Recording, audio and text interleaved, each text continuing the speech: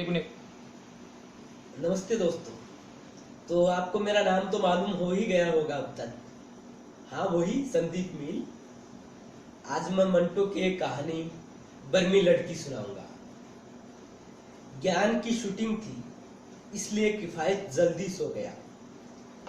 Flat में और कोई था नहीं। बीवी बच्चे रावलपिंडी चले गए थे।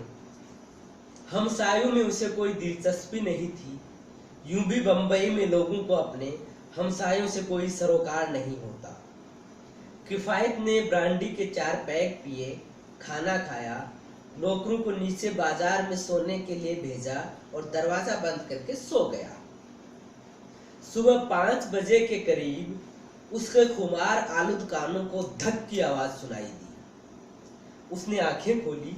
उसी वक्त नीचे बाजार में से एक ट्राम दंदनाती हुई गुजरी। चंद लम्हात के बाद दरवाजे पर बड़े जोरों की दस्तक हुई। वह उठा, पलंग से उतरा तो उसके नंगे पैर टखनों तक पानी में चले गए। उसको सख्त हैरत हुई कि कमरे में इतना पानी कहां से आ गया। बाहर कॉरिडोर में कमरे से भी ज्यादा पानी था। दरवाजे पर दस्तक जारी थी। उसने पानी के मुतालिक सोचना छोड़ा और दरवाजा खोला। ज्ञान ने जोर से कहा, इतनी देर ये सब क्या है? किफायत ने जवाब दिया, पानी। पानी नहीं, लड़की। ये कहकर ज्ञान नीम अंधेरे कॉरिडोर में दाखिल हुआ। उसके पीछे एक छोटे से कद की लड़की थी। ज्ञान को फर्श पर फैले हुए पानी का कुछ एहसास न हुआ, लेकिन लड़की ने कॉरिडोर में दाखिल होते ही अपना पाजामा जरा ऊपर उठा लिया और छोटे छोटे कदम उठाती ज्ञान के पीछे चली गई। किफायत के जहन में पहले पानी था, अब वह लड़की दाखिल हो गई और डुबकियां लगाने लगी। ये लड़की कौन है? शक्लो सूरत और लिबास में तो बर्मी मालूम होती है, लेकिन ज्ञान इसे कहां से लाया है? ज्ञान अंदर कमरे में जाकर कपड़े तब्दील किए और बगैर पलंग पर लेटा और लेटते ही सो गया। किफायत ने उससे बात करना चाहिए, मगर ज्ञान ने सिर्फ हूं हां में जवाब दिया, आंखें न खोली। वह लड़की सामने वाले दूसरे पलंग पर बैठी। किफायत ने एक नजर लड़की की तरफ देखा और कमरे से बाहर निकल गया। बावर्ची खाने में जाकर उसे मालूम हुआ कि रबड़ का वह पाइप जो रात को बड़ा ड्रम भरा करता था, ड्रम से बाहर निकला हुआ था। 3 बजे के करीब जब नल में पानी आया तो उसने तमाम घर सैराब कर दिया। 3 नौकर नीचे बाजार में सो रहे थे। उसने तीनों को जगाया और पानी खारिज करने के काम पर लगा दिया और खुद भी उसके साथ शरीक हो गया। सब कटोरियों से पानी उठाने लगे और बाल्टियों में डालने लगे। उस बर्मी लड़की ने जब सबको काम करते देखा तो वह भी अपने सैंडल उतारकर उनका हाथ बटाने लगी। उसके हाथ छोटे और गोरे थे, अंगुलियों के नाखून बढ़े हुए थे, मगर उन पर सुर्खी लगी हुई नहीं थी। उसके बाल छोटे और कटे हुए थे, जिनमें हल्की हल्की लहरें थीं। वह मर्दाना वज का खुला मगर रेशमी पाजामा पहने हुई थी। ऊपर उसने स्या रंग का कुर्ता पहन रखा था, जिसमें उसकी छोटी छोटी छातियां छुपी हुई थी। जब उसने उसका हाथ बटाना शुरू किया तो किफायत ने उसे मना किया, आप तकलीफ न कीजिए। उसने कोई जवाब न दिया। वो छोटे छोटे सुर्खी लगे होठों से मुस्कुराई और काम में लग गई। आध पौन घंटे के अंदर अंदर तमाम घर से पानी निकाल दिया गया। किफायत ने सोचा, चलो ये भी अच्छा हुआ, इसी बहाने सारा घर धुलकर साफ तो हो गया। बर्मी लड़की हाथ धोने के लिए गुस्ल खाने में चली गई। किफायत कमर सीधी करने के लिए पलंग पर लेटा ही था कि सो गया। 9 बजे के करीब उसकी आंखें खुली। जागते ही उसे पानी का ख्याल आया। फिर उसने बर्मी लड़की के मुतालिक सोचा जो ज्ञान के साथ आई थी। कहीं सब ख्वाब तो नहीं था। लेकिन उसके सामने पलंग पर ज्ञान सो रहा था और फर्श धुला हुआ था। किफायत ने गौर से ज्ञान की तरफ देखा। ज्ञान पतलून कोट जूतों समेत औंधा पड़ा सो रहा था। किफायत ने उसको जगाया। उसने एक आंख खोली और पूछा, क्या है, ये लड़की कौन है? ज्ञान एकदम चौंका, लड़की कहाँ है? फिर वह फौरन ही हिच्चित लेट गया और बकवास न करो, सब ठीक है, और फिर सो गया। किफायत ने ज्ञान को फिर जगाने की कोशिश की, मगर वह सोया रहा। उसको 9:30 बजे अपने काम पर जाना था। उसने जल्दी जल्दी गुस्ल किया, शेव भी गुस्ल खाने के अंदर ही की। जब वह ड्राइंग रूम में गया तो उसे नाश्ते की मेज सजी हुई नजर आई।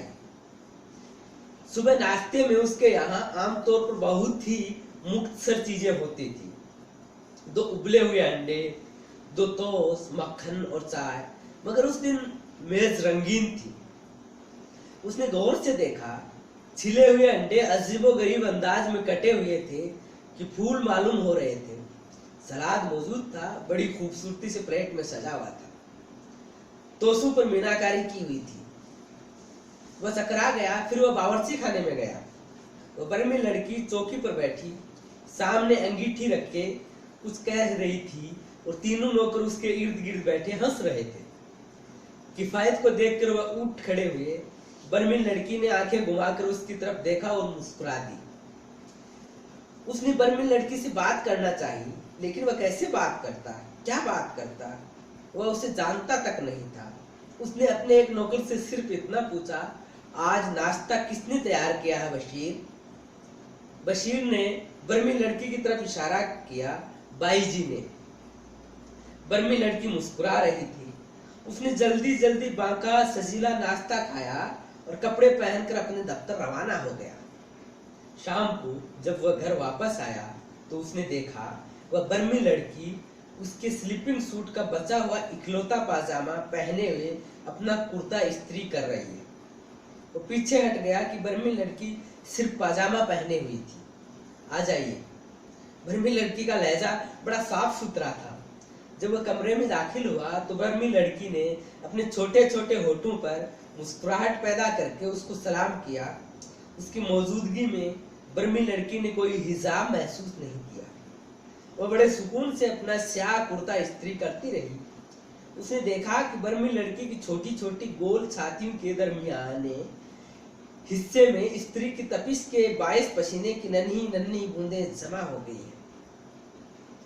उसने ज्ञान के बारे में पूछने के लिए बशीर को आवाज देना चाहिए, मगर रुक गया। उसने बशीर को बुलाना मुनासिब न समझा कि बर्मी लड़की आधी नंगी थी।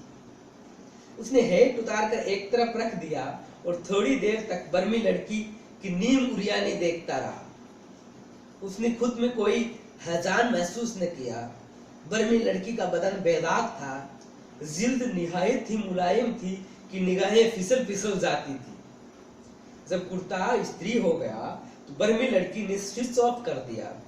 फिर उसने कुर्ता तह किया और इस्त्री शुदा पाजामे पर रख दिया। मैं नहाने जा रही हूँ, उसने कहा और कपड़े और इस्त्री उठाकर चली गई। वह सिर खुजलाने लगा।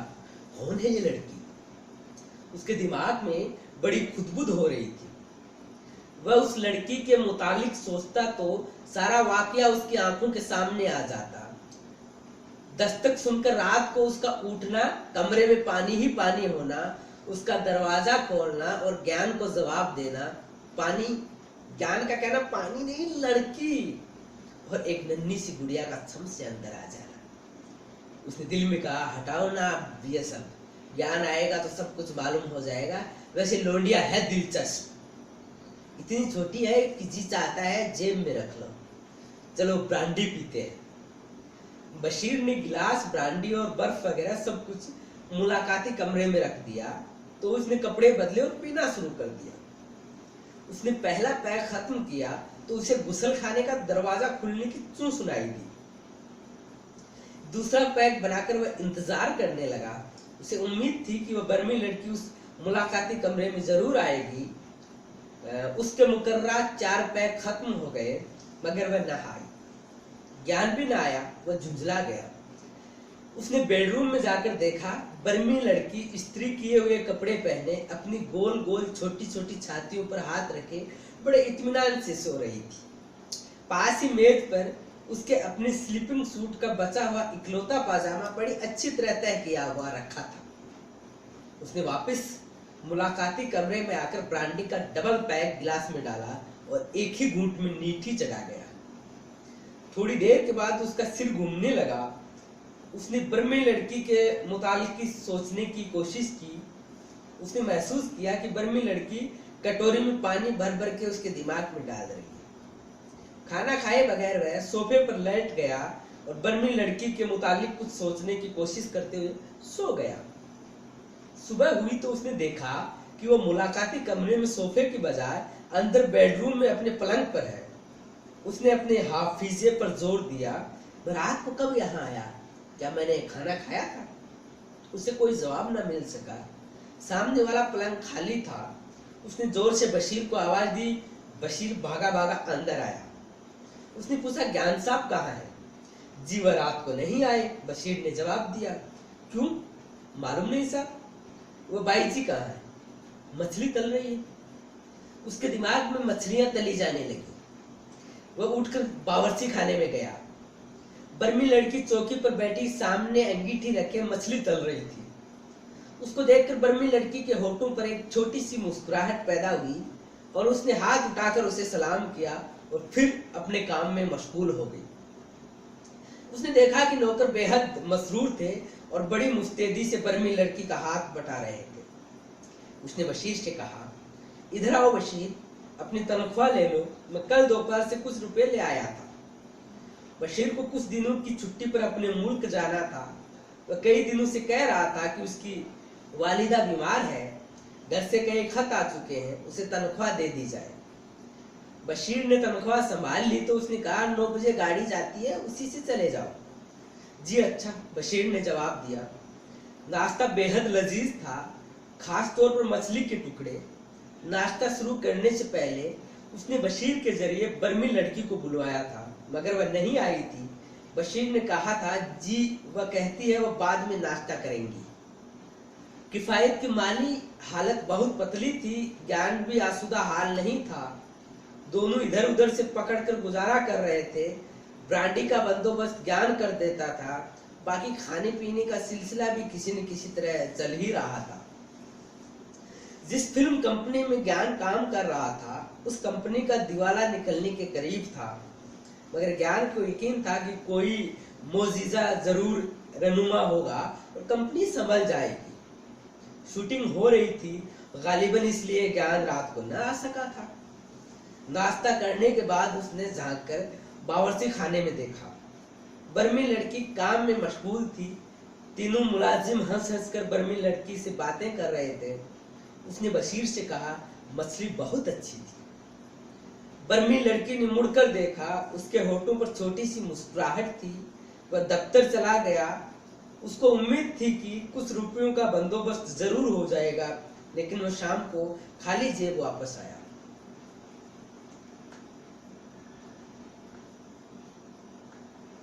बर्मी लड़की ने मुड़कर देखा, उसके होठों पर छोटी सी मुस्कुराहट थी।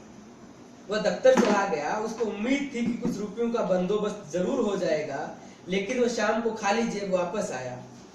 बर्मी लड़की अंदर बेडरूम में पलंग पर लेटी हुई तस्वीरों वाला रिसाला देख रही थी। उसको देखकर वह बैठ गई और फिर सलाम किया।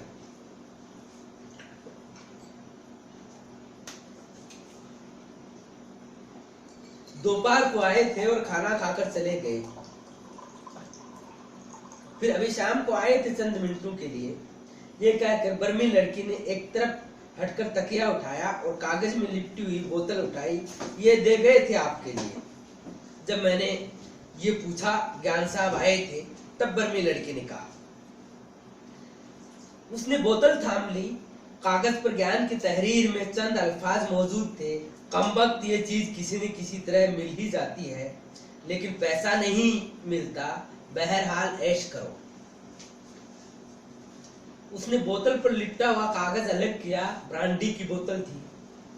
बर्मी लड़की ने उसकी तरफ देखा और मुस्कुराई। वह भी मुस्कुरा दिया। आप पीती हैं?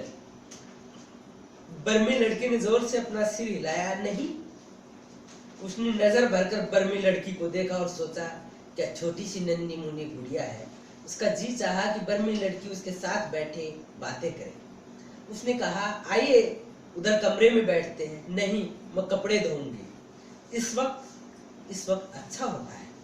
रात को धोए, सुबह तक सूख गए, फिर उठते ही इस्त्री कर लिए। किफायत थोड़ी देर खड़ा रहा। जब उसे कोई बात न सूझी तो मुलाकाती कमरे में बैठकर उसने ब्रांडी पीनी शुरू कर दी। खाने का वक्त हुआ तो उसने बर्मी लड़की को बुलवाया, मगर बर्मी लड़की ने कहलवा भेजा कि वह ज्ञान के साथ खाना खाएगी। उसने खाना खाया और बेडरूम में अपने पलंग पर जाकर सो गया। रात के तकरीबन 1 बजे उसकी आंख खुल गई। चांदनी रात थी, हल्की हल्की रोशनी कमरे में फैली हुई थी, बड़े मजे की हवा चल रही थी। उसने करवट बदली तो देखा सामने के पलंग पर एक छोटी सी सुडोल गुड़िया ज्ञान के चौड़े बालों भरे सीने के साथ चिमटी हुई है। उसने आंखें बंद कर ली। थोड़े वक्फे के बाद उसने ज्ञान की आवाज सुनी, अब मुझे सोने दो, जाओ कपड़े पहन लो। सुबह 6 बजे के करीब वह उठ बैठा। रात को सोचकर सोया था कि सुबह जल्दी उठेगा। उसे ट्राम का बहुत लंबा सफर तय करके एक आदमी के पास जाना था, जिससे उसे कुछ मिलने की उम्मीद थी। वह पलंग पर से उतरा तो उसने देखा कि बर्मी लड़की नंगे फर्श पर उसके स्लीपिंग सूट का बचा हुआ इकलौता पाजामा पहने अपने छोटे से सुडोल बाजू को सिर के नीचे रखे नीम उरियानी में बड़े सुकून से सो रही है। उसने बर्मी लड़की को जगाया। बर्मी लड़की ने अपने काली काली आंखें खोली। उसने कहा, आप यहाँ फर्श पर क्यों लेटी है? बर्मी लड़की के छोटे छोटे होठों पर नन्ही सी मुस्कुराहट पैदा हुई। ज्ञान साहब को आदत नहीं है ना किसी को अपने साथ सुलाने की। उसको ज्ञान की इस आदत का इल्म था। उसने कहा, आइए मेरे पलंग पे लेट जाइए। बर्मी लड़की उठी और उसके पलंग पर लेट गई। वह गुसल खाने में चला गया। वहां रस्सी पर बर्मी लड़की के कपड़े लटक रहे थे। जब उसने अपने बदन पर साबुन मला तो उसका ख्याल बर्मी लड़की के मुलायम जिस्म की तरफ चला गया, जिस पर से निगाहें फिसल जाती थी। गुस्ल से फारिग होकर उसने कपड़े पहने और घर से निकल आया। सुबह सवेरे का निकला और रात के 11 बजे वापस आया। उसकी जेबें खाली थी। बेडरूम में गया तो उसने देखा कि ज्ञान और बर्मी लड़की इकट्ठे लेटे हुए हैं। उसने मुलाकाती कमरे में बैठकर ब्रांडी पीना शुरू कर दी। वह बहुत ज्यादा थका हुआ था, बहुत ज्यादा मायूस था। बर्मी लड़की के मुतालिक सोचते सोचते वह वही सोफे पर सो गया। वो सुबह 5 बजे उठा। तिपाई पर उसका चौथा पैक पड़ा पड़ा बासी हो चुका था। वह बेडरूम में गया। बेडरूम के नंगे फर्श पर बर्मी लड़की सो रही थी और अलमारी के आईने के सामने ज्ञान खड़ा टाई बांध रहा था। टाई की गिरट ठीक करने के बाद ज्ञान ने अपने दोनों हाथों में बर्मी लड़की को उठाया और अपने पलंग पर लिटा दिया। जब ज्ञान ने उसको देखा तो कहा, हाँ तो कुछ बंदोबस्त हुआ रुपयों का? उसने बड़ी मायूसी से कहा, नहीं। अच्छा तो मैं जा रहा हूँ, देखो शायद कुछ हो जाए। पेशतर इसके कि वह ज्ञान को रोकता, ज्ञान तेजी से बाहर निकल गया। फिर कॉरिडोर से ज्ञान की आवाज आई, तुम भी कोशिश करना किफायत। उसने पलटकर पलंग की तरफ देखा। बर्मी लड़की बड़े सुकून के साथ सो रही थी। उसके नन्हे से सीने पर छोटी छोटी गोल गोल चांदियां चमक रही थी। वह कमरे से निकलकर गुसल खाने में चला गया। गुसल खाने में रस्सी पर बर्मी लड़की के धुले हुए कपड़े लटक रहे थे। गुसल खाने से फारिग होकर वह बाहर निकला तो उसने देखा कि बर्मी लड़की नौकरों के साथ बैठी नाश्ता तैयार करने में मसरूफ है। उसने किया नाश्ता और घर से बाहर निकल गया। इसी तरह 4 दिन और गुजर गए। उसको बर्मी लड़की के मुतालिक कुछ मालूम ना हो सका। ज्ञान कभी रात को देर से आता था और कभी सुबह सुबह जल्दी निकल जाता था। खुद उसका अपना भी यही हाल था। 5वें रोज सुबह जब वह उठा तो बशीर ने उसको ज्ञान का एक हुक्का दिया, खुदा के लिए किसी न किसी तरह 10 रुपए पैदा करो और बर्मी लड़की को दे दो। बर्मी लड़की इस्त्री कर रही थी। कुर्ते की सिर्फ एक आस्तीन बाकी रह गई थी, जिस पर वह बड़े सलीके से इस्त्री फेर रही थी। उसने बर्मी लड़की की तरफ देखा। बर्मी लड़की ने भी उसकी तरफ देखा। जब उनकी निगाहें चार हुई तो बर्मी लड़की मुस्कुरा दी। उसने सोचा कि मैं 10 रुपए कहाँ से पैदा करे। वो सोचते सोचते कॉरिडोर में चला गया। थोड़ी देर के बाद बशीर ने कहा, साहब। उसने चौंक कर पूछा, क्या बात है? जी कुछ कहना है। बशीर ने 10 रुपए का एक नोट जेब में से निकाला और उसकी तरफ बढ़ा दिया। मैं मुल्क नहीं गया साहब। उसने गैर इरादी तौर पर नोट ले लिया। लेकिन तुम गए क्यों नहीं अभी तक? साहब चला जाऊंगा कल परसों। उसने नोट जेब में डाल लिया। अच्छा, मैं रुपए शाम को लौटा दूंगा तुम्हें। बर्मी लड़की ने फिर खूबसूरत नाश्ता तैयार किया। उसने फिर भरपूर नाश्ता किया। जब उसे यकीन हो गया कि बर्मी लड़की भी नाश्ता कर चुकी है, तो वह बावर्ची खाने में गया और उसने बर्मी लड़की को 10 रुपए का नोट दिया। ज्ञान साहब मुझे दे गए थे, आपको दे दूं। बर्मी लड़की नोट लेकर बशीर को आवाज दी। बशीर आया तो बर्मी लड़की ने कहा, जाओ टैक्सी ले आओ। बशीर चला गया तो उसने पूछा, आप जा रही हैं? जी हाँ, ये कहकर वह बेडरूम में चली गई। बशीर आया तो हाथ में रुमाल लिए बेडरूम से बाहर निकली और सलाम करने के बाद बोली, अच्छा जी अब मैं चलती हूँ, ज्ञान साहब को मेरा सलाम बोल देना। उसने डूबती नजरों से देखा। बर्मी लड़की के होठों पर एक छोटी सी मुस्कुराहट थी। बर्मी लड़की ने तीनों नौकरों से हाथ मिलाया और चली गई। उसने देखा कि तीनों नौकरों के चेहरों पर उदासी छा गई। जाने कब ज्ञान आया और आते ही पूछा, कहाँ है वो बर्मी लड़की? चली गई। कैसे? 10 रुपए दे दिए थे तुमने उसे? हाँ। तब ठीक है, तब ठीक है। ज्ञान सोफे पर बैठ गया। उसने पूछा, कौन थी ये बर्मी लड़की? मुझे मालूम नहीं। वह सरतापा हैरत बन गया। क्या मतलब? ज्ञान ने जवाब दिया, मतलब यही कि मैं नहीं जानता कौन थी। झूठ न बोलो यार, तुम्हारी कसम सच कहता हूँ किफायत। उसने पूछा, फिर तुम्हें कहाँ मिल गई थी? ज्ञान ने अपनी टांगे मेज पर रख दी और मुस्कुराया। अजीब दास्तान है यार। पानी का सैलाब आने वाली रात में शंकर के यहाँ चला गया था। वहां मैंने बहुत पी ली। अंधेरी स्टेशन से गाड़ी में सवार होते ही मैं सो गया और गाड़ी मुझे सीधा चर्च गेट ले गई। चर्च गेट पर मुझे एक मुसाफिर ने जगाया। मैंने कहा, मुझे ग्रांड रोड जाना है। वह हंसा, हुजूर आप 3 स्टेशन आगे निकल आए। दूसरे प्लेटफार्म पर अंधेरी जाने वाली गाड़ी खड़ी थी। मैं उसमें सवार हो गया। गाड़ी चली तो मुझे फिर नींद आ गई और मैं वापस अंधेरी पहुंच गया। उसने पूछा, मगर तुम्हारी नींद और गाड़ी का लड़की से क्या ताल्लुक? यार तुम सुन तो लो। ज्ञान ने एक सिगरेट सुलगाया। अंधेरी पहुंचा, यानी जब मेरी आंख खुली तो क्या देखता हूं, मैं एक छोटी सी लौंडिया के साथ चिमटा हुआ। पहले तो मैं डर गया कि वह जाग रही थी। मैंने पूछा, कौन हो तुम? वह मुस्कुराई। मैंने फिर पूछा, भाई कौन हो तुम? वह फिर मुस्कुराई और कहने लगी, इतनी देर से मुझे चूम रहे हो और अब पूछते हो मैं कौन हूँ? मैंने हैरत से कहा, अच्छा। वह हंसने लगी। मैंने उसे अपने साथ खींच लिया। सुबह 3 बजे तक हम दोनों प्लेटफार्म की एक बेंच पर लिपटे पड़े रहे। 3:30 बजे सुबह की पहली गाड़ी आई तो हम उसमें सवार हो गए। मैंने सोचा था कि एक आध दिन में बंदोबस्त करके कुछ रुपए उसको दे दूंगा। यहाँ पहुंचे तो पानी का तूफान आया हुआ था। है ना दिलचस्प दास्तान? उसने कहा, हाँ दास्तान तो खासी दिलचस्प है, मगर वह इतने दिन यहाँ क्यों रही? ज्ञान ने सिगरेट फर्श पर फेंक दिया। वह कहाँ रही? मैंने ही उसे जाने नहीं दिया।